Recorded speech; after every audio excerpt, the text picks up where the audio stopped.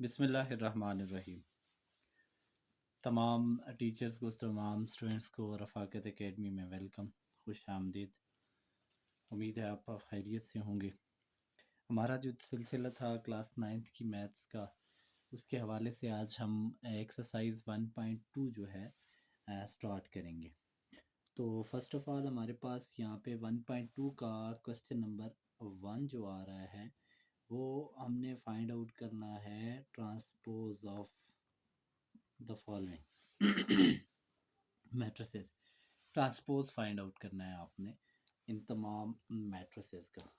For example आपके पास question number 1 है, ये हमारे पास एक मैट्रिक्स है 1 2 3 और यहाँ पे क्या आ जाता है 1। ऑलरेडी हम रो कॉलम के कंसेप्ट को कर चुके हैं। ये कौन सा मैट्रिक्स है? इसका नाम है पी, मैट्रिक्स पी है। अब हम सॉल्यूशन करेंगे तो क्या आ जाएगा आपका हमारे पास, let P is equals to क्या आ जाता है आपके पास 1 2 3 और 1। So P transpose we have to find P transpose. तो यहाँ पे ट्रांसपोज आ जाएगा 1 2 3 1। ट्रांसपोज इस पे अभी अप्लाई हमने नहीं किया, तो फिर अब हम क्या कर रहे हैं करेंगे, यहाँ पे अप्लाई हम करेंगे P transpose is equals to. याद रखें ट्रांसपोज में आप क्या करते हैं, ये रो आ जाती है, इसको आप पहली रो को पहला कॉलम बना देते हैं और ये दूसरी रो आ जाती है, इसको दूसरा कॉलम बना देते हैं। रो याद रखें लेफ़्ट टू राइट है, लेफ़्ट टू राइट जो होता है वो आपका रो आ जाएगा और टॉप टू बॉटम ये आपका कॉलम आता है। तो लेफ़्ट टू राइट ये हमारे पास 1 2 था, तो इसको हम क्या लिखेंगे, ये कॉलम बना देंगे 1 2 और दूसरा कॉलम दूसरी रो जो है वो हमारा दूसरा कॉलम बन जाएगा। तो ये हमारा आंसर आ जाता है। इसी तरीके से हमारे पास इसका पार्ट 2 आपने ख़ुद से करने की कोशिश करनी है, इसका पार्ट 2 और इसका पार्ट 3 और इसका पार्ट 4 जो है। पार्ट 3 भी वेरी इजी है, ये भी आपने ख़ुद करना है। और इसका पार्ट नंबर जो है वो 4 ये मैं करता हूँ, इसका पार्ट नंबर 4 मैं कर देता हूँ। इसमें देखने आपके पास क्या आ जाता है आपके पास -6 7। पार्ट 4 इसका आ जाता है -5 -5 1 और क्या आ जाता है -2 और 1। देन आ जाता है 4 एंड 4। ये हमारे पास कोई मैट्रिक्स है जिसका नाम यहाँ पे क्या है जी, एस कोई मैट्रिक्स है जिस, ठीक है। तो हमने यहाँ पे we have to find out the S transpose -5 1 -2 1 और 4 एंड 4, ठीक है। तो इसका आपने यहाँ पे ट्रांसपोज फाइंड आउट करना है। तो यहाँ पे S transpose that is equals to पहली रो, ये पहली रो को आपने पहला कॉलम बना देना है 5 -5 और 1, ठीक है। दूसरी रो को आपने दूसरा कॉलम बना देना है -2 एंड 1 और तीसरी रो को आपने तीसरा कॉलम बना देना है 4 एंड 4। तो ये आपका आंसर आ जाता है। क्वेश्चन नंबर 1 के 2 पार्ट्स में कर चुका हूँ। अगर कोई बच्चा किसी भी वजह से समझ नहीं आया उसे, या कोई भी क्वेश्चन है, कमेंट सेक्शन में आप मुझे ज़रूर बताएंगे। और अगर कोई भी प्रॉब्लम है किसी भी क्वेश्चन में जो मैंने पार्ट्स छोड़े हैं, आपका जो असाइनमेंट है ख़ुद करने का, ये इसका पार्ट नंबर 2 ये आप ख़ुद करेंगे। उसके बाद पार्ट नंबर 4 आप खुद 5 खुद करेंगे, ठीक है। पार्ट नंबर 3 आप खुद करेंगे। ये पार्ट्स जो हैं वो आपने खुद करना है, ये तीनों पार्ट्स। इन केस अगर किसी बच्चे को ये पार्ट्स नहीं आएंगे, वो कमेंट सेक्शन में मुझे बताएगा, मैं इंशाल्लाह वो भी उसकी सॉल्यूशन भी यहाँ पे जो है वो अपलोड कर दूंगा इसी चैनल पे। क्वेश्चन नंबर 1 है, ट्रांसपोज हमने करना है। और लेट्स सपोज हम देखते हैं कि दूसरा क्वेश्चन हमारे पास क्या आ जाता है। याद रहे कि आपने इन क्वेश्चंस को जब आप कर रहे हो तो उसके बाद आपने क्या करना है, इन क्वेश्चंस को उसके बाद वीडियो को आपने बिल्कुल स्टॉप करने के बाद इनको एक क्वेश्चन समझने के बाद दूसरा आपने खुद समझना है। आ जाते हैं क्वेश्चन नंबर 2 में। क्वेश्चन नंबर 2 वेरी इजी है। क्वेश्चन नंबर 2, इसमें आपने बताना है कि which of the following matrices are transpose of each other. Question क्या है, क्वेश्चन को समझ लें। Which of the following matrices are transpose of each other, एक दूसरे के ट्रांसपोज कौन कौन से हैं ये, राइट। अब यहाँ पे देखते हैं हम, हमारे पास एक मैं कर देता हूँ, एक आपके लिए छोड़ देता हूँ। सपोज दैट मैं इसका पार्ट 3 करता हूँ। पार्ट 3 है इसका। ये क्या कह रहा है, आपके पास -3 और क्या आ जाता है 1 -1, ये आपके पास कोई मैट्रिक्स है, और 4 2 और 7। और दूसरा आपके पास क्या आ जाता है, मैट्रिक्स आ जाता है 3 4 1 2 3 4 1 2, और यहाँ पे क्या आ जाएगा आपके पास -1 और 7।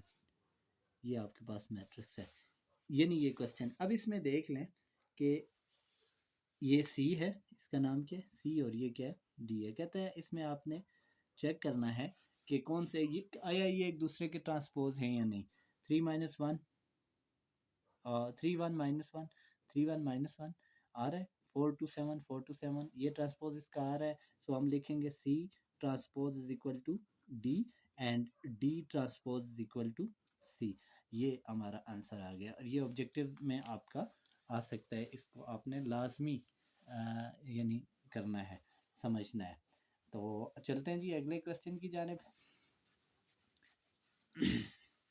नेक्स्ट क्वेश्चन है जी आप का, विच of the following, question number कौन सा है, क्वेश्चन नंबर 3। क्वेश्चन नंबर 3 आ जाता है, कहता है विच ऑफ द फॉलोइंग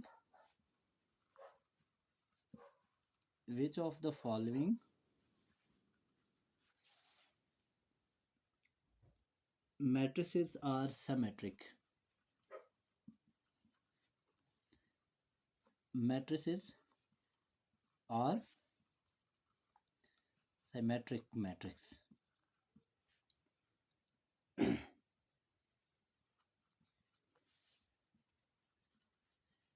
तो सिंपल आपने इसको याद करना है, कौन सा सिमेट्रिक मैट्रिक्स है। इसके लिए कंडीशन याद रख लें, व्हेन ए ट्रांसपोज, ए कोई भी आपके पास मैट्रिक्स हो सकता है, बी हो सकता है, सी हो सकता है, दोबारा ए के इक्वल है। ए का ट्रांसपोज करें कोई मैट्रिक्स है, वो दोबारा उसी के इक्वल आए, तो वो क्या है आपके पास सिमेट्रिक मैट्रिक्स होता है। फॉर एग्जांपल हमारे पास यहाँ पे आ जाता है 5, ए कोई नंबर है, ए कोई मैट्रिक्स है 5, और यहाँ पे क्या आ जाता है -1 -7, और क्या आ जाएगा आपके पास 5। तो ये आपके पास क्या आ जाता है, इसका ट्रांसपोज लें। सॉल्यूशन करने के बाद आपने क्या करना है, ए इज इक्वल्स टू क्या आ जाएगा 5 -7 -1 और कितना 5, और यहाँ पे देख लें आपके पास क्या आ जाता है A transpose, that is equals to क्या आ जाएगा 5 -7 और -1 और क्या आ जाएगा 5। तो इन इसका ये ट्रांसपोज आप करेंगे तो क्या आ जाता है आपके पास, इसका ट्रांसपोज अप्लाई करें यहाँ पे, तो क्या आ जाएगा 5 -7 और -1 और 5। अब आपने कैसे चेक करना है ये सिमेट्रिक है या नहीं है। आपने देखना है ये जो आंसर आया ये दोबारा इस ए के इक्वल है या नहीं है। देखें 5 -1 -7 और 5 -7 -1 और 5, यानी ये इक्वल नहीं है। तो this matrix is not a symmetric matrix.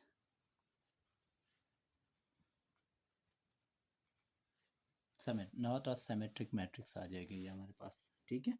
तो इसमें देख लें दूसरे क्वेश्चन नंबर, इसका पार्ट 2 है। मैं इसका पार्ट डी कर लेता हूँ, इसका जो डी पार्ट है वो मैं कर लेता हूँ।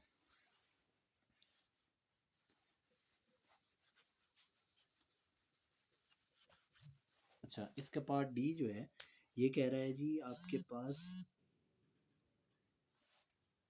पार्ट डी जो है वो ये कह रहा है कि आपके पास क्या है, एक minute ji,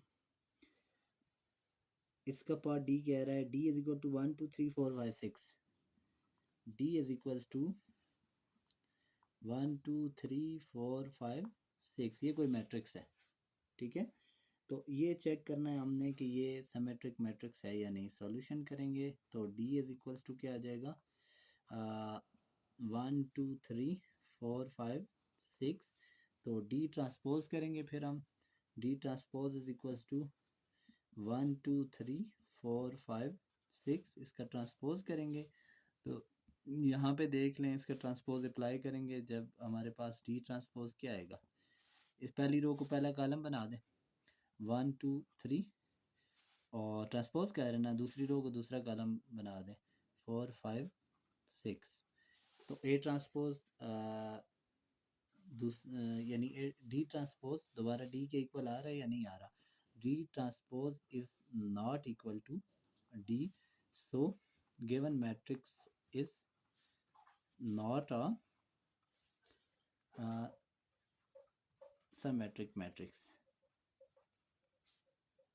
not a symmetric matrix आ जाएगा, ठीक है। तो ये आपके पास symmetric matrix का ये यानी ये दो क्वेश्चन मैंने कर दिए हैं। आपका जो असाइनमेंट है वो है इसका पार्ट 2 करना, एक पार्ट 2 आपका असाइनमेंट है और दूसरा आपका असाइनमेंट है पार्ट नंबर इसका 3। ये आपका क्या है, यानी आपका होम असाइनमेंट है, ये आपने करना है। फिर भी अगर कोई आ जाता है, नहीं होता तो मैं यानी उसमें कर दूंगा इंशाल्लाह। नेक्स्ट आ जाते हैं जी, हमारे पास मैट्रिक्स है, ये सिमेट्रिक हो गया। अब हम देख लेंगे which of the following are the skew symmetric. अब हमारा जो क्वेश्चन है वो है कि आपने बताना है कि कौन से स्क्यू सिमेट्रिक्स हैं, स्क्यू सिमेट्रिक इसमें कौन से स्क्यू सिमेट्रिक हैं। अच्छा, इसके लिए कंडीशन ये है व्हेन ए कोई मैट्रिक्स है, उसका अगर आप ट्रांसपोज करें तो वो दोबारा माइनस ए के इक्वल आना चाहिए।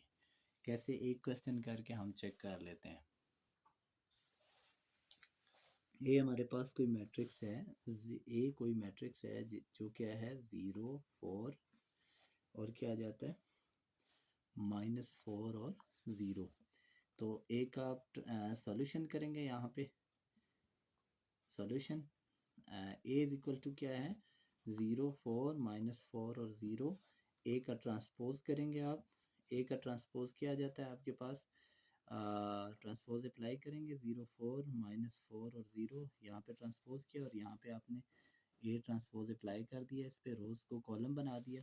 पहली रो को आपने क्या बना दिया, पहला कॉलम, दूसरी रो को आपने दूसरा कॉलम बना दिया। अब ए ट्रांसपोज दोबारा देखें उसके इक्वल आ रहा है, नहीं आ रहा, फिर आपने माइनस कॉमन लेना है इसमें, ज़ीरो पे माइनस का कोई असर नहीं है, ज़ीरो यहाँ पे क्या आ जाता है -4 है तो +4 हो जाएगा, यहाँ +4 है तो -4 हो जाएगा। अब माइनस कॉमन लेने के बाद ये दोबारा इस ए के इक्वल आ रहा है, जब माइनस कॉमन लेने के बाद ये दोबारा ए के इक्वल आ रहा है तो एज यहाँ पे क्या लिखेंगे, as A transpose is equal to -a, so given matrix is a skew symmetric. ये स्क्यू सिमेट्रिक में आ जाता है। तो बाकी इसके क्वेश्चन आप खुद चेक करेंगे, 3 इसके पार्ट्स जो हैं, अगर कोई भी मुश्किल होता है तो आपने कमेंट में वो मेंशन करना है, एक्सरसाइज और पार्ट फलां, तो इंशाल्लाह मैं उसको हल कर दूंगा। और उम्मीद है कि आप इस लेक्चर से मुस्तफ़ीद हुए होंगे और इंशाल्लाह बाकी भी तमाम इसी सीरीज़ के साथ तमाम एक्सरसाइजेज चैप्टर वाइज तमाम क्वेश्चंस, ये चूँकि एक्सरसाइजेज थोड़ी सी आसान है इस वजह से ये आपको यानी कुछ क्वेश्चन आपके लिए छोड़े जा रहे हैं जो कि यानी आपका मुश्किल एक्सरसाइजेज हैं। फॉर एग्ज़ाम्पल आगे देखें तो इसके मुख्तलिफ प्रॉपर्टीज़ हैं, एसोसिएटिव, डिस्ट्रीब्यूटिव, मल्टीप्लिकेशन है, क्रैमर रूल है, तो इंशाल्लाह प्रॉपर होगा। तमाम दोस्तों से रिक्वेस्ट है कि आपने चैनल को सब्सक्राइब करना है और साथ ही साथ बेल का आइकन को आपने प्रेस करना है ताकि हमारी हर आने वाली वीडियो, हर आने वाला जो लेक्चर है उससे आप मुस्तफ़ीद हो सकें। जो भी स्टूडेंट्स किसी भी वजह से कोई क्वेश्चन है वो कमेंट सेक्शन में मुझसे पूछ सकते हैं। अपना ख़्याल रखिएगा। मिलते हैं एक और लेक्चर के साथ। अल्लाह हाफ़िज़।